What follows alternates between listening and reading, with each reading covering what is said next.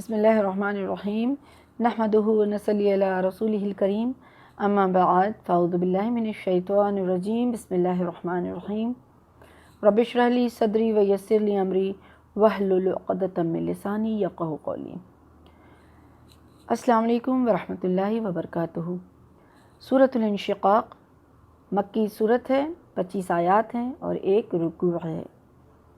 اس صورت میں اللہ سبحانہ وتعالیٰ نے قیامت کا ذکر سب سے پہلے فرمایا ہے، اور پھر یہ بیان اس میں موجود ہے کہ ہر انسان محنت اور کوشش کر رہا ہے اور اس کا وقت گزر رہا ہے، لیکن کس کی محنت اور کوشش کس لیے ہے اور اس کا نتیجہ کیا ہوگا، یہ بات فرمائی ہے اور ان کے حالات کو بتا دیا گیا ہے۔ بسم اللہ الرحمن الرحیم۔ اذا السماء انشقت وأذنت لربها حقت وإذا الأرض مدت وألقت ما فيها تخلت وأذنت لربها وحقت۔ جب آسمان پھٹ جائے گا، یعنی قیامت کے دن کے بارے میں ہے کہ قیامت جب آئے گی تو کیا ہوگا، دوسرے مراحل کے ساتھ ساتھ آسمان جو ہے وہ بھی پھٹ پڑے گا اور وہ اپنے پروردگار کا حکم مان لے گا، اور یہی اس کا حق ہے۔ یعنی اذن لہو کے معنی کیا ہے، کسی کے حکم یا بات پر کان لگانا یا توجہ سے سننا، اور سننا کیوں؟ تاکہ وہ فوراً اس کے حکم کی تعمیل کر لی جائے۔ اور جو بھی چیز دنیا میں کائنات میں جتنی بھی چیزیں ہیں اللہ تعالیٰ کے حکم کی تکمیل کرنے کے لیے ہے، اور وہ ہر وقت تیار ہیں۔ انسان کو اللہ سبحانہ وتعالیٰ نے اختیار دیا ہے، اور دوسری جو چیزیں ہیں ان کو اختیار ہی نہیں دیا گیا، بلکہ وہ اللہ کے حکم کی سرتابی کر ہی نہیں سکتے ہیں۔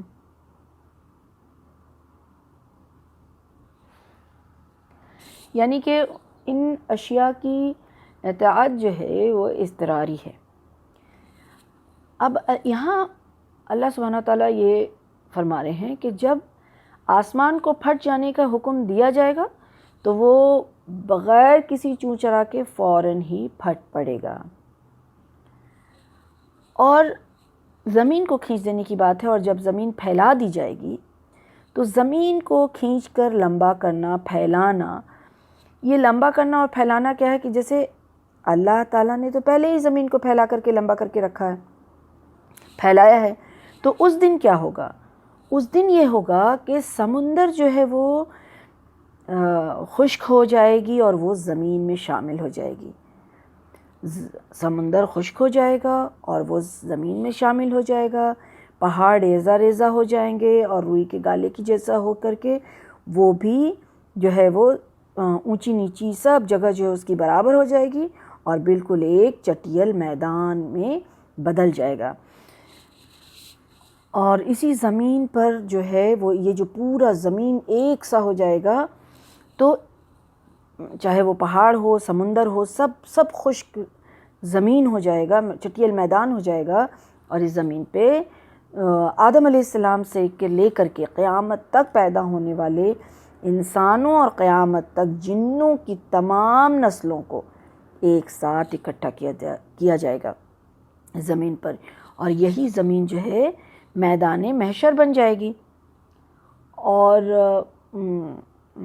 یہ محشر بن سکتی ہے، اور پھر اللہ تعالیٰ اس زمین کے بدلے یا اس زمین کے علاوہ کوئی دوسری زمین بھی پیدا کر سکتا ہے، اور اس کا ہم لوگوں کو دلیل ملتی ہے کہ اللہ سبحانہ وتعالیٰ دوسری جگہ فرماتے ہیں قرآن میں کہ یوم تبدل الارض غیر الارض۔ اب اللہ سبحانہ وتعالیٰ کو ہی اس کا علم ہے کہ اسی زمین کو اللہ سبحانہ وتعالیٰ یہ جو پورا بدلاؤ کریں گے یا اس کی جگہ پر دوسری زمین لائیں گے، واللہ عالم۔ تو یہ زمین کی حالت یہ ہے کہ پھیلانے کی جہاں تک بات ہے تو اس طرح سے پھیلائی جائے گی کہ یہ زمین جو ہے بالکل سے ایک روٹی کی طرح، یعنی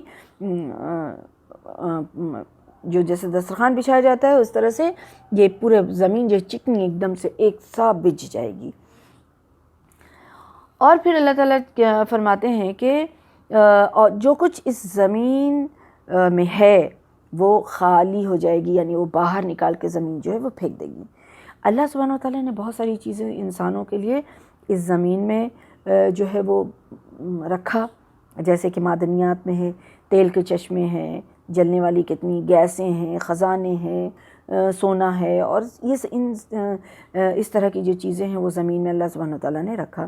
اور پھر انسان بھی مرنے کے بعد اس زمین میں ہی جاتے ہیں، تو زمین میں جتنی بھی چیزیں انسان کے اعمال کا جو گواہی دینے والے زمین ہوگی، یعنی زمین اس کو جو ہے وہ اپنے اندر رکھتی ہے اس کے اعمال کو گواہی دینے کے لیے کہ اس نے یہ کام یہاں اس زمین پہ کیا تھا، تو یہ ساری چیزیں جو ہے اس دن واضح ہو جائے گی، نکال دے گی وہ، یعنی کہ سب کے سامنے وہ کسی سے چھپی نہیں رہے گی، یعنی خالی ہو جائے گی بالکل۔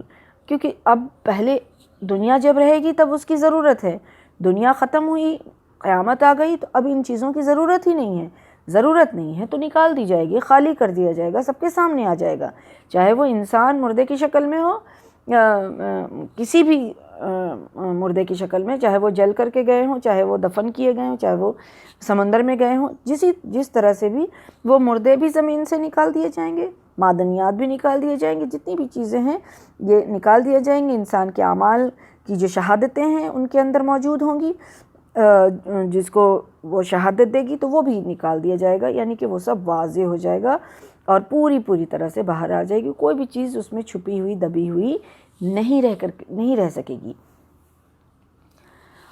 اور پھر کیا ہوگا کہ اور اپنے پروردگار کا حکم مان لے گی، اور یہی اس کا حق ہے، یعنی ہر چیز پر حق ہے کہ وہ اللہ سبحانہ وتعالیٰ کی، اپنے پروردگار کی جو ہے وہ فرمانبرداری کرے اور اس کی بات کو مان لے۔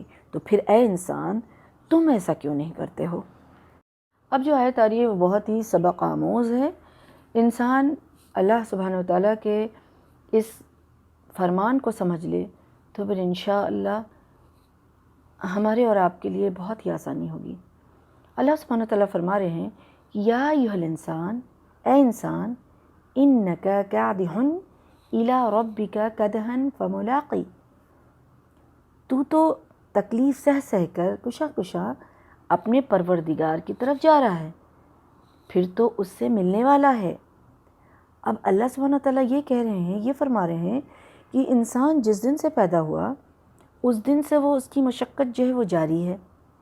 بچہ، ایک چھوٹا بچہ ہے، وہ بھی ہاتھ پیر مارتا ہے جب اس کو بھوک لگی ہوتی ہے یا جب اس کو حاجت ہوتی ہے، تو پھر وہ ہاتھ پیر مارتا ہے اور وہ اپنے لحاظ سے وہ مشقت کرتا ہے۔ تو پیدائش کے دن سے ہی وہ مشقت شروع ہے، اور انسان پوری زندگی مشقت کرتا ہے، محنت کرتا ہے۔ اب یہ قدح کا کیا معنی ہے کہ بہت محنت کرنا، تکلیف سہ کر کام کرنا۔ اب یہ تکلیف سہ کر کام کرنا کیا ہے؟ انسان کی زندگی میں ہوتا یہ ہے کہ ایک خواہش جو ہے دل میں آتی ہے، اس خواہش کو پورا کرنے کے لیے وہ جو ہے لگ جاتا ہے، محنت کرتا ہے، مشقت کرتا ہے، تھکاتا ہے اپنے آپ کو۔ پھر کبھی کبھی تو ایسا ہوتا ہے کہ وہ خواہش پوری ہونے کے بعد پھر دوسری خواہش اس کے دل میں آتی ہے، پھر وہ اس کو پورا کرنے میں لگ جاتا ہے۔ کبھی کبھی تو پہلی خواہش ابھی پوری بھی نہیں ہوئی ہوتی ہے کہ اب اس کے سامنے کوئی دوسری خواہش آ گئی، اب اس کو بھی اس نے اپنے ساتھ لیا، اب اس کے لیے بھی اس نے محنت کرنا شروع کر دیا۔ پھر کبھی پہلی والی خواہش پوری ہوئی تو اب پھر کوئی اور خواہش اس کے اندر آ گئی، پھر اس کو پورا کرنے کے لیے وہ محنت کر، یعنی کہ پوری زندگی مسلسل انسان جو ہے وہ محنت مشقت میں لگا رہتا ہے، اپنے آپ کو تھکاتا رہتا ہے، اور ایک دن اس کی زندگی جو ہے وہ ختم ہو جاتی ہے، ایک دن اس کی زندگی بیت جاتی ہے، تمام ہو جاتی ہے۔ لیکن اور اس بات میں کوئی فرق نہیں پڑتا کہ وہ اپنی خواہشات کو پوری کرنے والا انسان ہے، ایک دنیا دار انسان ہے، اور اس کی تمام جو کوشش ہے وہ دنیا کے فائدے کو پانے کے لیے ہے، دنیا کے آرام کے لیے ہے، دنیا کے حصول کے لیے ہے، یا وہ ایک دیندار ہے اور اللہ کا فرمانبردار انسان ہے، اور کچھ جو وہ کر رہا ہے، جو کچھ بھی وہ کر رہا ہے وہ اپنے آخرت کے فائدے کے لیے کر رہا ہے، آخرت کے حصول کے لیے کر رہا ہے۔ محنت مشقت کرنے اور تکلیف سہ کر کام کرتے رہنے کے لحاظ سے دونوں کا طریقہ جو ہے بالکل برابر ہے، دونوں ایک جیسے ہیں۔ اور جب لیکن موت آئے گی تو دونوں کو موت آئے گی، اور دونوں جو ہیں وہ خود بخود اللہ سبحانہ تعالیٰ کے پاس پہنچ جائیں گے۔ اگر کوئی شخص اپنی جو ہے کوشش اس کی جو صرف دنیا کے لیے ہوگی، تو پھر موت تو دونوں کو ہی آ رہی ہے، لیکن جس کی کوشش صرف دنیا کے لیے ہوئی وہ دنیا میں ہی وہ پالے گا، اور دنیا میں آخرت میں وہ خالی ہاتھ جا رہا ہے۔ لیکن جس کی محنت، جس کی مشقت، جس کی کوشش آخرت کے لیے ہے، تو وہ پھر وہاں کامیاب ہو گیا۔ تو اب دیکھنا یہ ہے کہ الی ربک کا دھن کس کا ہے، اللہ سبحانہ وتعالیٰ سے ملاقات کے لیے کون کوشش کر رہا ہے اور کون کتنی محنت کر رہا ہے۔ دنیا کا ہر سفر، دنیا کا ہر کام، دنیا کی ہر کوشش، اس میں ایک مقصد ہوتا ہے، اور پھر انسان اپنے اس مقصد کو پورا کرنے کے لیے تھکتا ہے، اور خوشی خوشی تھکتا ہے، کیونکہ اس کی خواہش ہے، اس کی چاہت ہے، وہ اس میں خوشی تلاش کر رہا ہے، وہ سمجھ رہا ہے کہ اس میں اس کو کامیابی ملے گی، وہ کامیاب ہوگا۔ اب یہ دیکھنا ہے کہ کیا اس دنیا میں اللہ سبحانہ وتعالیٰ نے جو بھیجا انسان کو، تو کیا وہ بے مقصد ہے، یا مقصد کو جانتا ہے انسان، تو کیا اپنے مقصد کو پورا کر رہا ہے، اس کو سمجھ رہا ہے۔ ہر مقصد جو ہے وہ محنت چاہت مانگتا ہے، ہر مقصد جو ہے وہ کوشش مانگتا ہے۔ جس طرح دنیا کے چھوٹے چھوٹے خواہشات کو پورا کرنے کے لیے محنت اور مشقت کر رہا ہے انسان، اسی طرح سے آخرت کے لیے محنت اور مشقت بھی ہے۔ اب ہمیں دیکھنا ہے کہ ہماری محنت، ہماری مشقت کس لیے ہے، ہم کس طرف جا رہے ہیں، اپنے قیمتی وقت کو کس چیز کے لیے لگا رہے ہیں۔ جب ہمارے پاس کوئی ایسا وقت آتا ہے جس میں ہم کچھ کرنے اور کچھ چھوڑنے کے کگار پہ ہوتے ہیں، تو ہم کس چیز کو چھوڑتے ہیں اور کس چیز کو پورا کرتے ہیں، کس چیز کو چھوڑتے ہیں اور کس چیز کو پورا کرتے ہیں۔ کیا ہم دین کے لیے اتنی محنت اور مشقت اور اتنی کوشش کر رہے ہیں جتنی ہم دنیا کے لیے کرتے ہیں؟ یہ ہر انسان کے اپنے محاسبے کے لیے بہت ہی جو ہے سبق لینے والی، سبق آموز آیت ہے یہ، کہ دونوں طرح کے انسان محنت کے باوجود ایک ہی جگہ جانے والے ہیں، اللہ سبحانہ وتعالیٰ سے ملاقات کی جگہ۔ اب وہاں کامیاب وہ ہوگا جس کی کوشش آہستہ آہستہ ایک کے بعد ایک آخرت کے لیے ہوگی۔ وہ اپنا قیمتی وقت آخرت کے لیے لگائے گا، جو دین سیکھے گا، دین پر عمل کرے گا، دین لوگوں تک پہنچائے گا۔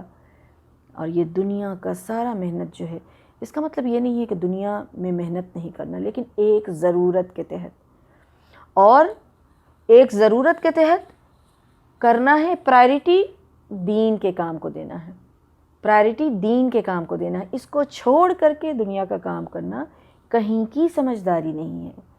اِلی ربک کدحن، اِلی ربک کدحن۔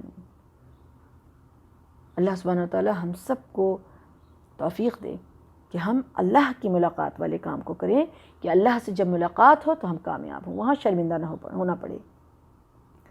تو اپنی قیمتی چیز، ہر انسان اپنے مقصد کے حصول کے لیے اپنی قیمتی چیز لگاتا ہے، اپنی قیمتی چیز لگاتا ہے، اپنا قیمتی وقت، اپنی قیمتی ذہن، اپنا قیمتی مال، اپنا سب کچھ جو ہے لگا دیتا ہے کچھ پانے کے لیے۔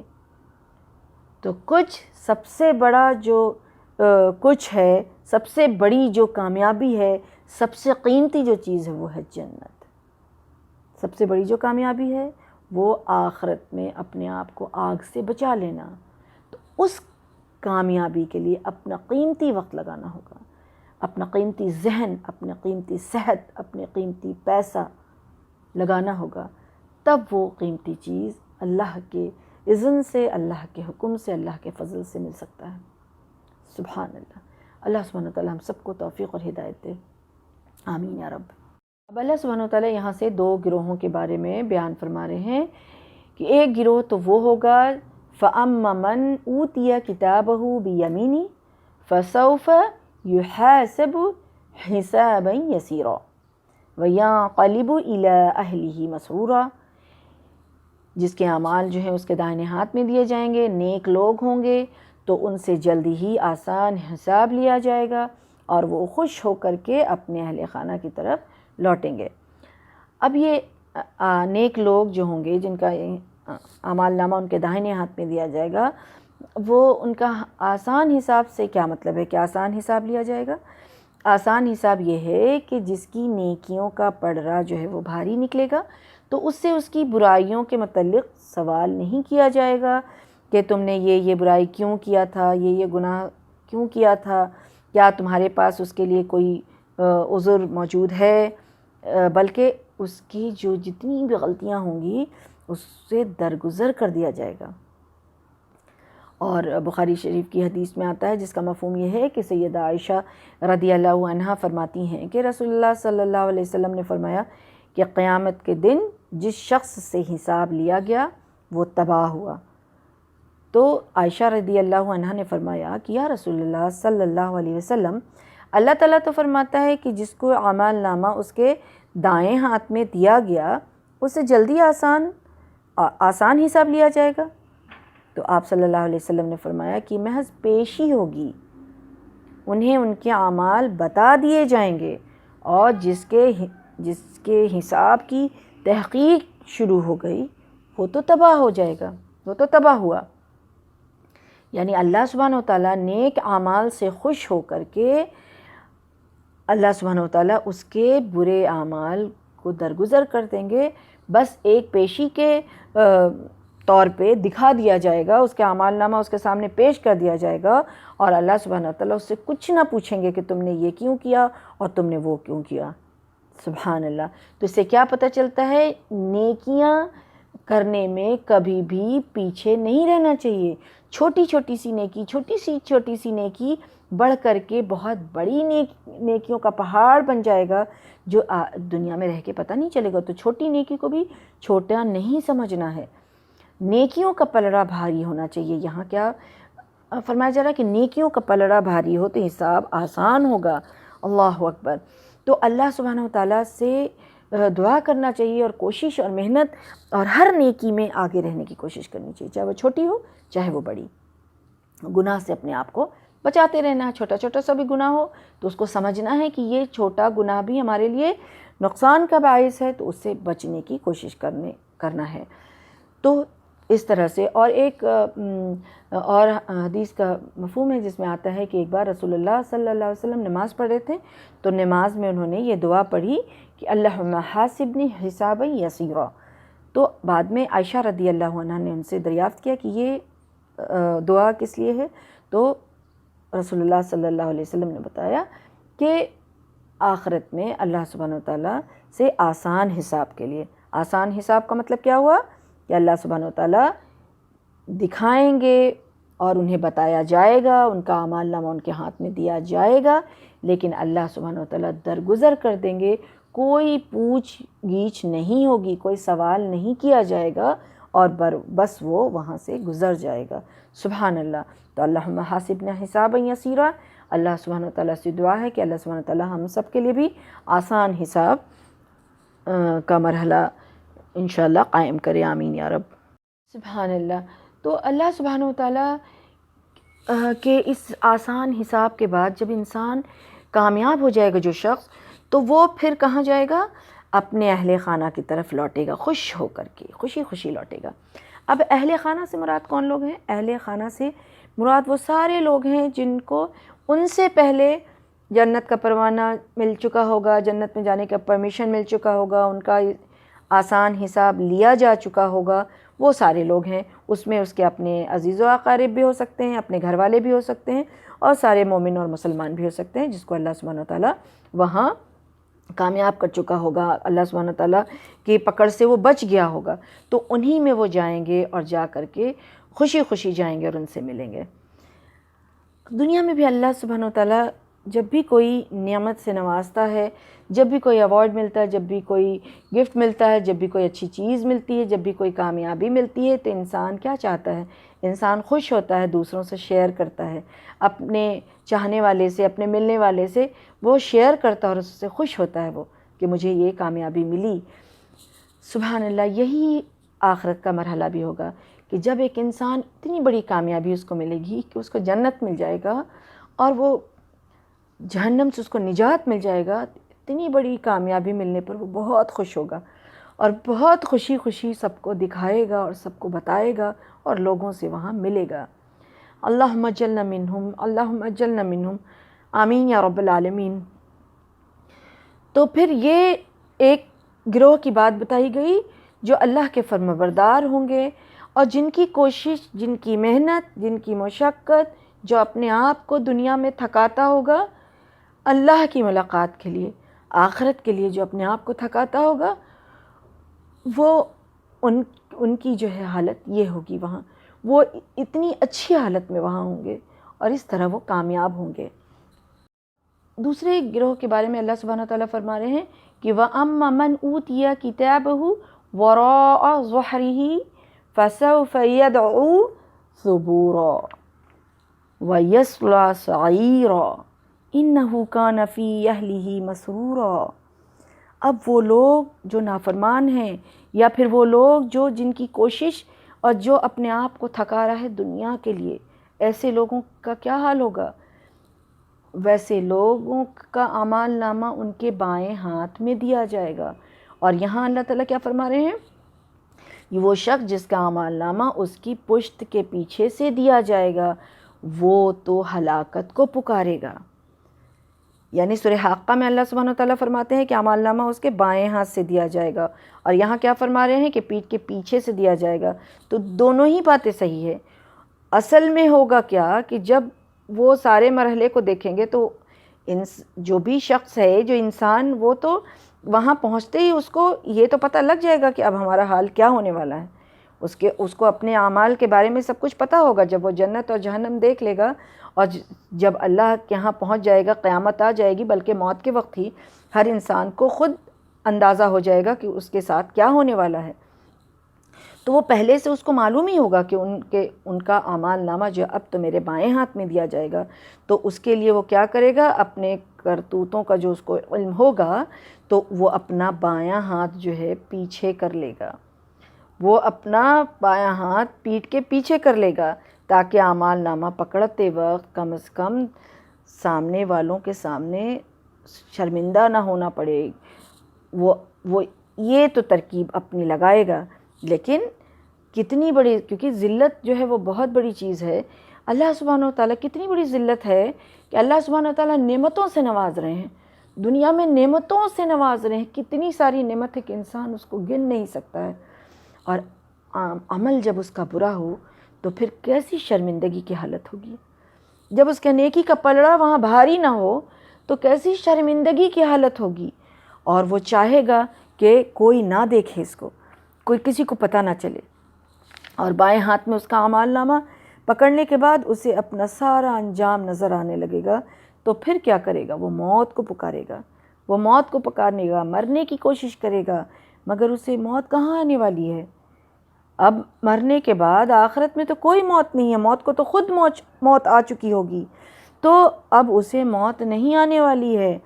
انسان اس دنیا میں مرنے پر مجبور ہے، یعنی انسان جو ہے مجبور ہے، انسان جو ہے دنیا میں، آخرت میں، اس دنیا میں جو آخرت میں جو وہ مرنے پر مجبور ہے، یعنی کہ وہ چاہتا ہے کہ ہم مریں اور وہ مر نہیں سکتا ہے، اور اس دنیا میں جینے پر مجبور ہے، یعنی انسان چاہتا ہے کہ ہم اور جئیں، لیکن وہ اللہ کی مرضی کے بغیر جو ہے ایک پل بھی اس دنیا میں نہیں رہ سکتا ہے، نہیں جی سکتا ہے۔ تو آخرت میں وہ موت کے لیے پکارے گا کہ موت آ جائے، لیکن اس کو موت نہیں آئے گی، اور انہی خیالوں میں اتنا پڑا ہوگا کہ جہنم جو ہے اس کو اپنے قبضے میں لے لے گی، اور وہ اس میں خود ہی پڑ جائے گا، وہاں پہنچ جائے گا۔ یعنی یہ حالت ہوگی کہ وہ بے چین ہوگا کہ اب موت آ جائے یہاں، اور پھر آگے اللہ سبحانہ وتعالیٰ فرماتے ہیں کہ پھر وہ جہنم میں ڈال دیا جائے گا، چلا جائے گا، اور وہ بے چین ہوگا کہ موت آ جائے۔ اِنَّهُ كَانَ فِي أَهْلِهِ مَسْرُورًا، اب ریزن بتایا گیا۔ اب یہ برے لوگوں کا تھوڑا اور ریزن کھول کر کے بیان کیا جا رہا ہے کہ کیا کرتے تھے وہ لوگ، کیوں ان کی یہ حالت ہوئی۔ اپنے گھر بار گھر کے لوگوں میں، اپنے گھر کے اہل و عیال کے ساتھ، اپنے ملنے والوں کے ساتھ، اپنے دوستوں کے ساتھ یہ جو ہے مسرور تھا. مسرور کہتے ہیں خوشی کے نشے میں تھا، اور یہی وجہ ہے کہ وہ آخرت میں جو ناکام ہوا. یہ خوشی کا جو نشہ تھا وہ ایسا نشہ تھا کہ وہ آخرت کو بھول بیٹھا تھا. آخرت کی یاد اس کے اندر باقی نہیں تھی. اللہ سے بے خوف تھا، بے فکری کی زندگی گزار رہا تھا. حلال حرام کا تمیز نہیں تھا اس کو، اور کوئی بھی ہر چیز دنیا کا مال اکٹھا کرنے کے لیے وہ کچھ بھی کرنے کے لیے تیار تھا.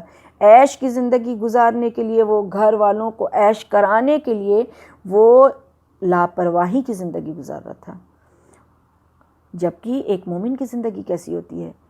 جبکہ ایک مومن کی زندگی تو وہ ہوتی ہے کہ اللہ کے ڈر سے وہ زندگی گزارتا ہے، اور وہ سمجھتا ہے کہ یہ ہمارے گھر والے، ہمارے گھر والوں سے محبت یا مال، یہ ساری چیز جو ہے کہیں ہمارے لیے فتنہ نہ بن جائے، آزمائش نہ بن جائے. اور یہ کسی بھی غلط بات پر سپورٹ نہیں کرتا ہے.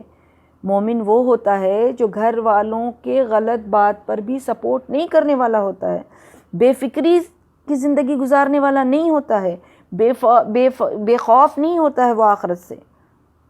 اس لیے مومن کا حال جو ہے اللہ کے ہاں کامیابی والا ہوگا. اور ان لوگوں کی وجہ بتائی گئی کہ یہ جو ناکام ہوں گے اور جو جہنم میں چلے جائیں گے، جن کی حالت یہ ہوگی، وجہ یہ ہے کہ وہ مسرور ہوں گے. کس چیز میں؟ خوشی کے نشے میں ہوں گے. کس چیز کے؟ کہ وہ اپنے آپ کو جو ہے بے خوفی کی زندگی اور غفلت کی زندگی گزار رہے ہوں گے. اِنَّهُ ظَنَّ أَن لَّن يَحُورَ بَلَىٰ إِنَّ رَبَّهُ كَانَ بِهِ بَصِيرًا. انسانوں کے بارے میں، ویسے شخص کے بارے میں اللہ سبحانہ وتعالیٰ فرما رہے ہیں کہ کیا وہ قطعاً ایسا سمجھ رکھا تھا کہ میرے پاس لوٹ کر نہیں آئے گا، اور دنیا کے وہ مختلف قسم کے جو دھندوں میں پڑا ہوا تھا، اور دنیا میں جو طرح طرح کی اپنی خواہشات کی پیروی کے لیے، اور دنیا میں خوش ہونے کے لیے، اور دنیا کے حصول کے لیے، اور دنیا پانے کے لیے، دنیا کامیاب کرنے کے لیے جو اس قدر سے بے خوفی اور بے فکری اور غفلت کی زندگی گزار رہا، تو اسے ایک بار بھی یہ خیال نہیں آیا کہ اپنے پروردگار کے پاس ہی پہنچنا ہے. لیکن اس کے پروردگار کو تو سب کچھ پتہ ہے، سب دیکھ رہا ہے. یعنی انسان کی پیدائش سے لے کر کے موت تک کے جتنے بھی کارنامے ہیں، جو بھی انسان کر رہا ہے، ایک ایک چیز کی اللہ کو خبر ہے، اس پر اس کی نظر ہے. اور اس کی روح کہاں سے آئی، بدن کس چیز سے بنا، پھر پیدا ہو کر وہ کیسے اعمال کر رہا ہے، مرنے کے بعد اس کی روح کہاں ہے، اور بدن کے جو اس کے جو اعضاء ہیں بکھر کر کے کہاں کہاں پہنچ جاتے ہیں، یہ سب باتیں اللہ کی نگاہ میں ہیں. یہ ساری چیزیں جاننے والا اللہ سبحانہ وتعالیٰ کی ذات ہے. اور یہ بات اللہ کی حکمت اور اس کے انصاف کے خلاف تھی کہ جیسے اعمال وہ کر رہا تھا اس کو نظر انداز کر دیتا اور اس سے کوئی معاوضہ نہیں کرتا. یہ تو اللہ سبحانہ وتعالیٰ کی حکمت کے خلاف ہے، انصاف کے خلاف ہے. کیونکہ اللہ سبحانہ وتعالیٰ نے جب دنیا میں انسان کو ایک مقصد کے تحت بھیجا ہے، تو اس میں کوئی انسان نیک عمل کر رہا ہے، اللہ کی فرمانبرداری کر رہا ہے، اور کوئی عمل جو ہے اچھا نہیں ہے کسی کا، تو پھر دونوں ایک جیسے برابر نہیں ہو سکتے ہیں. تو اللہ سبحانہ وتعالیٰ کیسے نظر نہیں رکھتا؟ اللہ سبحانہ وتعالیٰ کیسے اس کو نظر انداز کر سکتا ہے؟ اللہ سبحانہ وتعالیٰ کی تو نظر میں ایک ایک چیز ہے ہر انسان کا، تاکہ وہ انصاف کے دن، فیصلے کے دن اللہ سبحانہ وتعالیٰ عدل پہ فیصلہ کرے. تو اللہ سبحانہ وتعالیٰ فرما رہے ہیں کہ وہ تو سب کچھ دیکھ رہا ہے، تمہارے ایک ایک چیز کی خبر اس کو ہے، ایک ایک عمل کی خبر اس کو ہے. اب یہاں سے اللہ سبحانہ وتعالیٰ قسم کھا رہے ہیں کہ فَلَا أُقْسِمُ بِالشَّفَقِ وَاللَّيْلِ وَمَا وَسَقَ وَالْقَمَرِ إِذَا اتَّسَقَ لَتَرْكَبُنَّ طَبَقًا عَن طَبَقٍ وَمَا لَهُمْ لَا يُؤْمِنُونَ. بس میں شام کی سرخی کی قسم کھاتا ہوں، اور رات کی اور جو کچھ وہ سمیٹ لیتی ہے، اور چاند کی جب وہ کامل بن جاتا ہے، ماہ کامل بن جاتا ہے، کہ تم ایک حالت سے اگلی حالت کو چڑھتے چلے جاؤ گے. پھر انہیں کیا ہو گیا ہے کہ وہ ایمان نہیں لاتے ہیں؟ اللہ تعالیٰ یہاں قسم کھا کر کے تین باتوں کی قسم اٹھائی ہے جس سے یہ پتہ چلتا ہے کہ کائنات کی جتنی بھی چیزیں ہیں کوئی بھی رکی ہوئی نہیں ہے، کسی چیز میں ٹھہراؤ نہیں ہے، کسی چیز میں سکون نہیں ہے، بلکہ ہر چیز میں حرکت ہے، ہر چیز میں جو ہے وہ ایک چلنے کی ایک کیفیت ہے جو چل رہی ہے اور حرکت کر رہی ہے، ہل ڈول رہی ہے۔ اور یہ حرکت جو ہے وہ ایک دم سے نہیں ہو رہا ہے بلکہ بتدریج ہو رہا ہے، اصول کے تحت ہو رہا ہے، اپنا کام کر رہا ہے۔ چاند کا بھٹنا گڑنا اپنے ایک اصول کے تحت وہ چل رہا ہے، ایک دم سے نہیں ہوتا ہے، اس میں کچھ وقت لگتا ہے، آہستہ آہستہ وہ اپنے ایک حالت سے دوسرے حالت کو پہنچتا ہے۔ اسی طرح سے شفق آتی ہے، پھر وہ غائب ہوتی ہے، اسی طرح سے رات اور دن کا ایک دوسرے پر آنا جانا ہے۔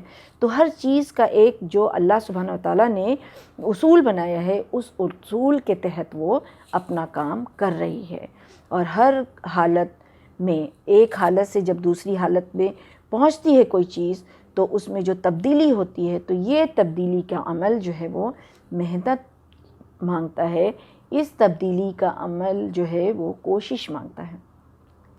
اب انسان سے اللہ سبحانہ وتعالیٰ پوچھ رہے ہیں کہ یہ کائنات میں یہ نشانیاں ہیں، کائنات میں یہ نشانیاں ہیں کہ کیا تم اس کو نہیں دیکھتے ہو؟ اللہ کی یہ نشانیاں جو پھیلی ہوئی کہ چاند کا گھٹنا بڑھنا، شفق کا آنا اور غائب ہو جانا، رات اور دن کا آنا جانا، یہ ساری چیز جو بتدریج چل رہی ہے تو کسی نظام کے تحت ہی چل رہی ہے۔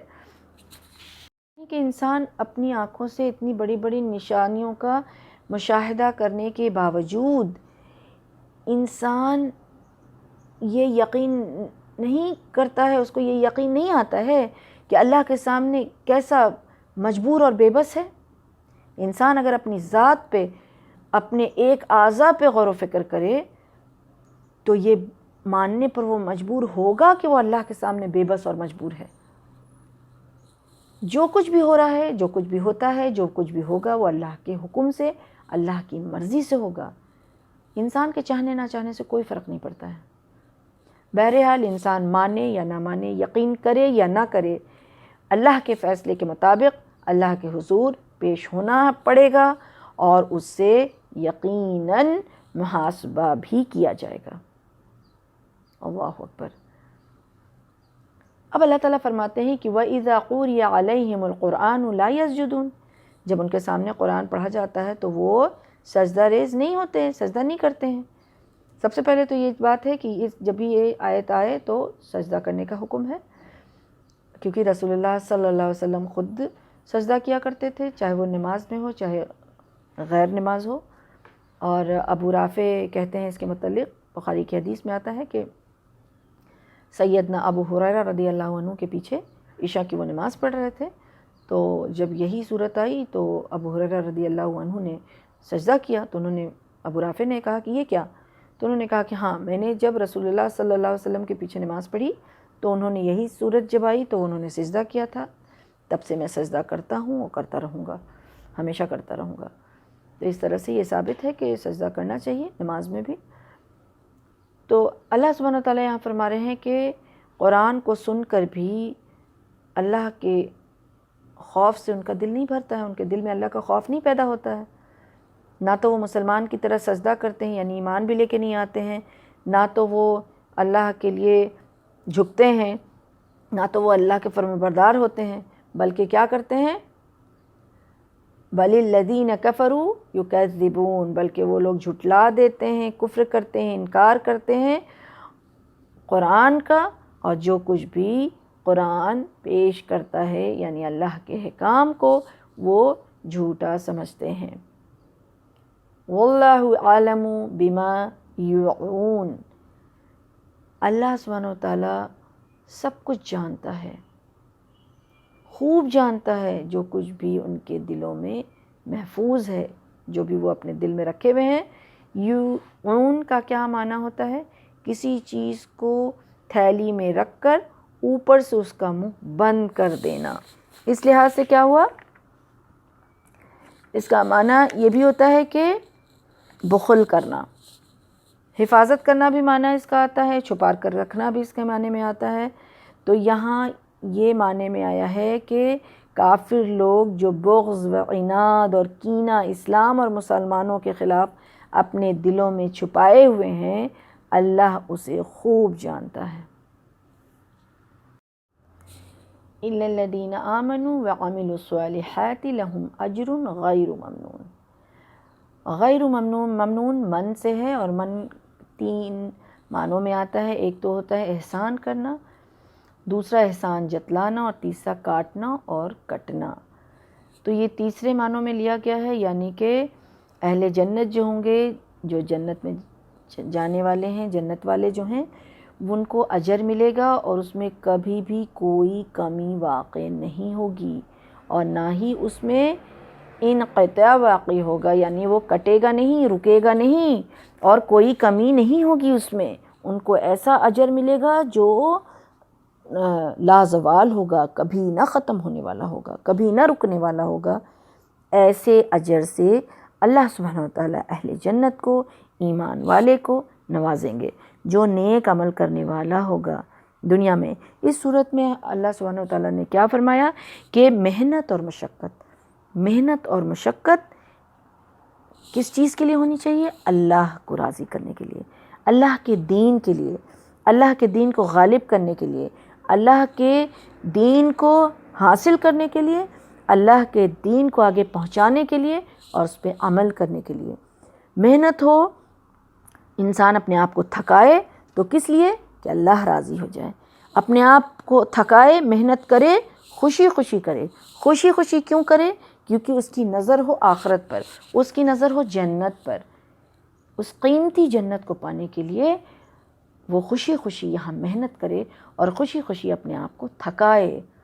اللہ سبحانہ وتعالیٰ ہم لوگوں کو بھی نیک عمل کرنے والا بنا دے، سننے اور سمجھنے کے ساتھ ساتھ اللہ سبحانہ وتعالیٰ عمل کرنے والا بنا دے، کہ ہم اپنا قیمتی وقت، ہم اپنی صلاحیت، ہم اپنی جو کوشش ہے وہ ہم ہر چیز سے بڑھ کر کے اس دین کے لیے کریں، اس دین کو سیکھنے کے لیے، اس دین کو سمجھنے کے لیے، اس دین پر عمل کرنے کے لیے، اور اس دین کو آگے پہنچانے کے لیے ہماری محنت ہو۔ ہم تھکیں تو اس کام کے لیے جس سے اللہ راضی ہو جائے، اور ہم تھکیں تو خوشی خوشی تھکیں۔ یہ نہیں کہ کسی کو دھکا لگانا پڑے، کسی کو بار بار اس چیز کے لیے بڑھاوا دینا پڑے، کسی کو بار بار انکریج کرنا پڑے۔ نہیں، خود شوق سے اس میں وقت لگانا ہے، اور اس کو سیکھنا ہے، اس پر عمل کرنا ہے، اور اس آگے بھی پہنچانا ہے۔ یہ ہماری ذمہ داری ہے۔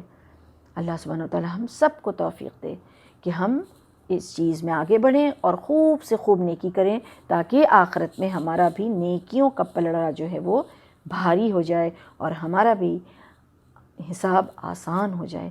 آمین یا رب العالمین۔ وما علینا الا البلاغ۔